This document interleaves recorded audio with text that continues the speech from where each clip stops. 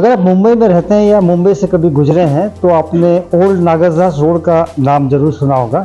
मुंबई के अंधेरी इलाके में ये रोड है, बड़ा वेल नोन रोड है, ओल्ड नागरदास रोड। क्योंकि जिनके नाम पे ये रोड रखा गया है वो एक ऐसी शख्सियत है जिन्होंने एक शिक्षा की ऐसी जोत जगाई है जो अब तक लगातार बिल्कुल जारी है, और उन्हीं के परिवार की 5वीं पीढ़ी का प्रतिनिधित्व करते हैं शुभेंद्रू भूता साहब। और इन्होंने जो स्कूल गरीब बच्चों के लिए, झोपड़पट्टी का इलाका है अंधेरी का, जहाँ पे बहुत कम पैसा दे के लोग शिक्षा ग्रहण करते हैं। सब आज महंगाई के ज़माने में कितना मुश्किल होता है ऐसे बच्चों के लिए शिक्षा मुहैया करवाना, आपके लिए कितना चैलेंजिंग है? सर, ये जो हमारी संस्था है वो 1959 से मेरे परदादा पूज्य श्री नागरदास धारसी भूता और उनके पिता मेरे परदादा धारसी नरोत्तम भूता ने स्थापित की है।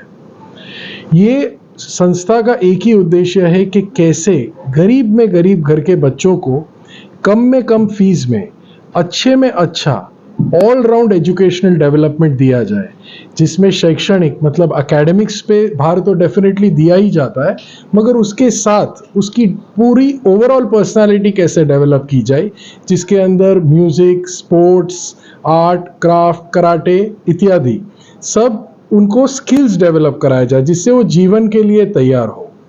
आपने एक बहुत महत्वपूर्ण सवाल पूछा कि ये कितना महंगा है। ये बिल्कुल महंगा नहीं है। क्यों? क्योंकि ये लोग के आशीर्वाद से ही भूता पीढ़ी 5वीं पीढ़ी में भी आज इतना अच्छे काम करने का ऊपर वाले के सपोर्ट के साथ अवसर प्राप्त कर रही है। ये शुभेंद्रू जी हैं, जितनी अच्छी हिंदी बोलते हैं उतनी अच्छी इनकी अंग्रेजी भी है, मराठी भी है, और भी बहुत सारी भाषाएं ये जानते हैं। बाहर 7 समुंदर पार पढ़ के आए हैं। वो कैसा मौका था जब आप विदेश में पढ़ने के लिए गए और अचानक आपको बुला लिया गया? वो क्या माजरा था? जी, उसमें ऐसा था कि जब ही अमेरिका में पढ़ाई कंप्लीट हो गई तभी स्वाभाविक रीत से अपना एकेडमिक्स ख़त्म करने के बाद मैंने सोचा कि जॉब लेके थोड़ा एक्सपीरियंस लिया जाए वहाँ पे। तो काफ़ी अच्छे ऑर्गेनाइजेशन में मैं इन्वॉल्व हुआ और वहाँ पे मैंने स्टार्ट किया। बट तभी मेरे दादाजी, जो एक फ्रीडम फाइटर और गांधीयन रह चुके हैं, उनका मुझे फ़ोन आया और उन्होंने बोला कि आपको हिंदुस्तान आना है और यहाँ के लोगों की आपको जम के सेवा करनी है, सब लोगों के सपोर्ट के साथ। तो मुझे बहुत ही अच्छा महसूस होता है और मेरे जीवन में एक लक्ष्य इससे पैदा हुआ है। आमतौर पर लोग हिंदुस्तान के बाहर जाते हैं, वहीं बस जाते हैं, लेकिन ये भूता परिवार के ऐसे सक्सेस शुभेंद्रू जो विदेश की नौकरी, विदेश की नागरिकता छोड़ के वापस हिंदुस्तान में आए हिंदुस्तानियों की सेवा करने के लिए, ऐसे शख्स की बेटर हाफ बन के तेजस्वी, आपका नाम भी तेजस्वी है, कैसा महसूस करती हैं आप? मैं बहुत खुशनसीब मानती हूँ अपने आप को कि मैं इस खूबसूरत परिवार में शामिल हुई हूँ, जिनका इतना विजन है, दूरदृष्टि है कि इतना एक मध्यम वर्गीय परिवारों को वो शैक्षणिक सुख देते हैं। जो हम बच्चे देखते हैं यहाँ पे, इतने टैलेंटेड, इतने समझदार, और अगर उनको राइट डायरेक्शन ना दिया जाए, राइट चैनल ना दिया जाए, तो जो अभी हम देखते हैं कि उनकी जो लायकात है वो कितनी अच्छी है, वो किधर तो ऐसे ही वेस्ट हो जाती। और वो सब ये परिवार इनको एक स्कूल के माध्यम से दे रहा है। और दुनिया के सबसे महंगे शहरों में काउंट होता है मुंबई। सपनों का शहर है, हर आदमी सपना लेके आता है, कईयों के सपने पूरे होते हैं, कईयों के नहीं भी होते। कितना चैलेंजिंग होता है महंगाई के दौर में बच्चों को, झोपड़पट्टी के बच्चों को सबसे अच्छी बेहतरीन शिक्षा दे पाना। देखिए, मैं गलत तो नहीं कहूँगा, चैलेंजिंग तो बिल्कुल है। हमारा उद्देश्य है कि हम अच्छे में अच्छी शिक्षा प्रदान करें, तो उसके लिए हमको अच्छे में अच्छे शिक्षक चाहिए। तो ये चुनौतियां तो बहुत है, पर जैसे मैंने पहले कहा कि जब भी आप लोगों की सेवा करने निकलो तो ऊपर वाला हमें इतना सपोर्ट देता है और लोग हमारे साथ जुड़ जाते हैं इसमें, जिससे कि ये करना मुमकिन है और हम आगे लोगों की आशीर्वाद से और ऊपर वाले के आशीर्वाद से करते रहेंगे। अगर आपका विल पावर मजबूत है तो डेफिनेटली भगवान भी आपकी सहायता करते हैं और उनके इरादे मजबूत हैं। ये शुभेंद्रू हैं जिन्होंने अपनी दादाजी को काम करते हुए देखा। ये दादी जी हैं इनकी। और तंदुरुस्त थे तब वो हेल्प करते थे, अभी एज हो गई थी तो फिर नहीं कर सकते। दादाजी से बात करूंगा जिन्होंने अपने दादाजी को काम करते हुए देखा था। बताइए वो कैसा अनुभव रहा था जब छोटे रहे आप? हाँ, ये वो- स्कूल बनाई थी। वो तो एकदम सेल्फ मेड मैन थे और काफ़ी मेहनत की थी। कि वो सब मेरी दादी से मैं सुन रहा था कि सुबह से निकल जाते थे और रात को आते थे वो।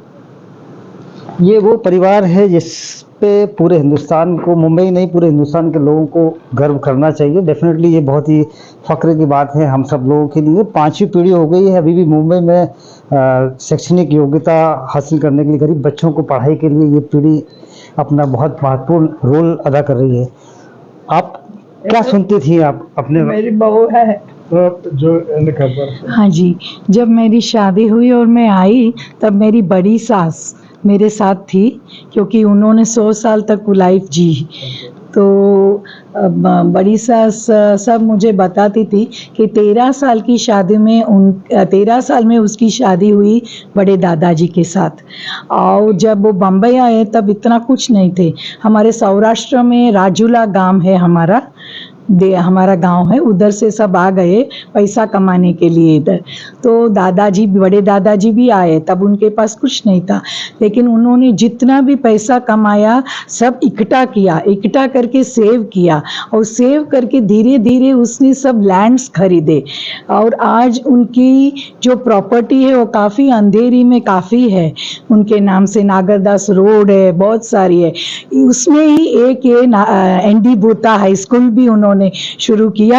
और उन्होंने इंटेंशन इतना अच्छा रखा कि हमको कोई पैसा कमाने का नहीं है स्कूल में से, हमको चैरिटी इंस्टीट्यूशन बना के गरीब बच्चियों को पढ़ाने का है, जिससे उनकी जिंदगी आगे बढ़े। और वो ही पाथ पे मेरे ससुर जी भी चलते थे, जयसुख भाई नागरदास बूटा, और उनके पाथ पे शुभेंदु भी आज चलता है। और ये देख के मुझे बहुत खुशी हुई कि शुभेंदु भी आज का मॉडर्न लड़का होके भी उन्होंने अपने दादाजी का पंथ कभी नहीं छोड़ा। आपका जो पोता है शुभेंदु कैसा काम कर रहा है? अच्छा लग रहा है काम कौन सा? करके? हाँ, बहुत अच्छा करता है, बहुत अच्छा। घर में सबको खुश रखता है। कभी बस इनको डांट वाट पड़ी है आपने? हाँ। डांट वाट दिए, डांटा वाटा दिए इनको? नहीं नहीं, अच्छा काम करता है। अच्छा काम करता है, मौका नहीं मिला? कुछ नहीं तकलीफ होता है। सबको प्रेम करता है तो तकलीफ मिल ही जाती है। ये स्कूल बनाई है वो गांधी जी के बहुत करीब थे। आज़ादी के आंदोलन में उनका बहुत मेजर रोल रहा है। और जब बच्चे रहे होंगे आप, जब आपके दादाजी आते थे, कुछ हल्की फुल्की यादें? यहाँ की कोई याद नहीं है क्योंकि मैं काफ़ी छोटा था। घर पे ही साथ में उनके साथ सोता था, उतना खाना खाता था। इस परिवार के जो काम है उसको सुचारू रूप से चलाने के लिए एक बहुत मेजर रोल रहा है उमाकांत जी का। एजुकेशनल डायरेक्टर हैं, सारी जिम्मेदारी शुभेंदु जी के बाद में इनको ऑपरेट करने की स्कूल की इनके ऊपर होती है। कैसा अनुभव रहा साहब इस परिवार से जुड़ के आपको? मैं तो खुद को बहुत नसीबान समझता हूँ कि इतने अच्छे लोगों के साथ मुझे काम करने का मौका मिला। मुझे इधर 1.5 साल हुआ। 1.5 साल में शुभेंदु सर का जो सपोर्ट मिला है, उस सपोर्ट की वजह से इधर के गरीब लोगों की सेवा करने के लिए जो भी कुछ मौका मिला है, हमने पूरी तरह से सेवा की है। जब अच्छे लोग होते हैं तो काम करने का अलग ही मज़ा होता है, अलग ही सुख होता है। वो ये सब जैसा कि राउत साहब ने बताया है और उसे हम महसूस कर सकते हैं। कैमरा पर्सन विनोद चौबे के साथ हितेंद्र पवार। जय हिंद 24।